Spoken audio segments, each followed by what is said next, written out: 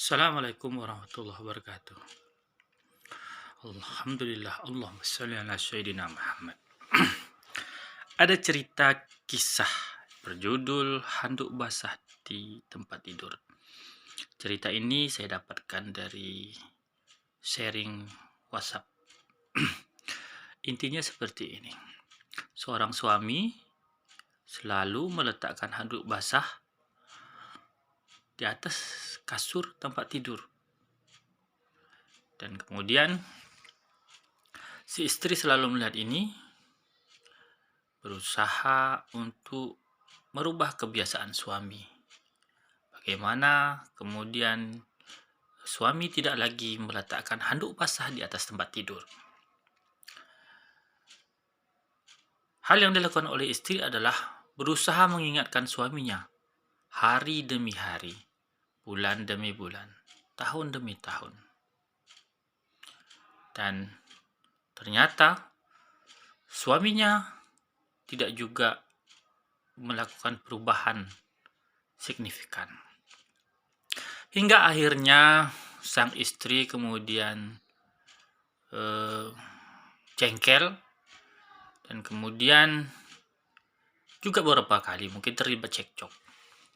Karena kebiasaan suaminya ini, sang istri berharap suaminya bisa berubah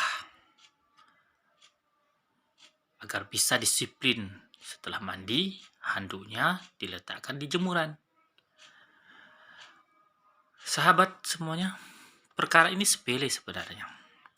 Sampai akhirnya sang istri mendapat pencerahan dari beberapa informasi ceramah. Kemudian dia merubah kebiasaannya dari mungkin ngomel, mengingatkan suaminya terus-menerus. Ketika handuk basah itu diletakkan suaminya di tempat tidur, sang istri kemudian ambilnya dan kemudian dia yang menjemurnya. Dan ini dilakukannya beberapa kali sampai kemudian sang suami akhirnya menghilangkan kebiasaannya. Setelah mandi, ganti pakaian, handuk tidak lagi diletak di atas tempat tidur. Sahabat semuanya, ini paradigma berpikir seorang istri ingin merubah suaminya, kebiasaan-kebiasaan suaminya. Sehingga kemudian dia selalu bersemangat mengingatkan, dan akhirnya kadang-kadang timbul sakit hati, timbul rasa jengkel, atau bahkan malah pertengkaran dengan sang suami. Setelah kemudian dia merubah paradigmanya, dia sendiri yang melakukan itu. Kalau diletakkan handuk basahnya oleh suami di atas tempat tidur, diambilnya, kemudian jemurnya, dan kemudian dia merasa seperti pekerjaan biasa. Akhirnya ada perubahan pada diri suami.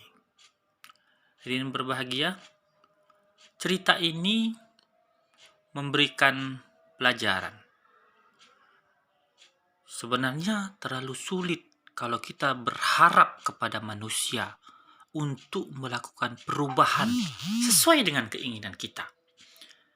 Tetapi yang paling mudah adalah menyesuaikan diri kita dengan keadaan dan kemudian merubah kebiasaan kita dari misalnya hanya komplain menjadi melakukannya dan kemudian dilakukan dengan ikhlas. Dan itu kemudian tidak akan menjadikan pertengkaran, tidak akan menjadikan perbedaan pendapat, tidak menjadi stres sang istri.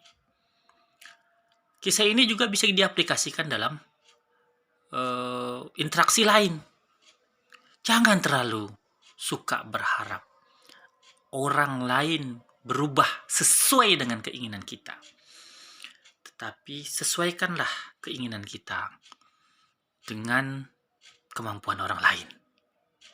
Begitu saja. Assalamualaikum warahmatullahi wabarakatuh.